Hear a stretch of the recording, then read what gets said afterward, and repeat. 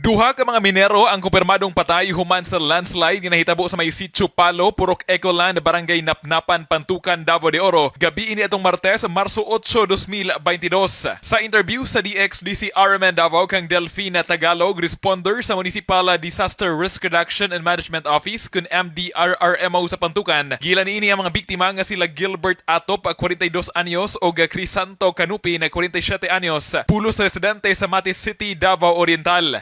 Gibutyag ni Tagalog nga na-recover ang patayng lawas ni Atop alas 8:30 kagahapon sa buntag ug alas 2:30 sa hapon usab sa susamang adlaw nakuha ang patayng lawas ni Canupin. Walay undang ang gihimong retrieval operations alang sa duha pa ka minero nga anaa pa sa sulod nga giilang si El Canupin ug Dodoy Calipe. Matod sa responder nga aduna usay mga nadamyos nga balay duol sa lugar asa midahili ang yuta apan walay samaran nga residente gawas lang sa mga biktimang mga minero.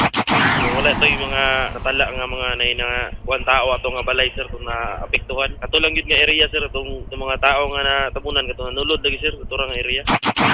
Nasayran nga ang paghumok sa yuta resulta sa sigi ug ulan sa probinsya ang hinungdan sa landslide. Rason nga padayon ang pagpahimangno sa otoridad sa katawhan nga kanunay nga mag-amping og mag-igmat. Kasama mo sa balita og serbisyo publiko, Radyoman Kirby Manzon, Tatak RMN.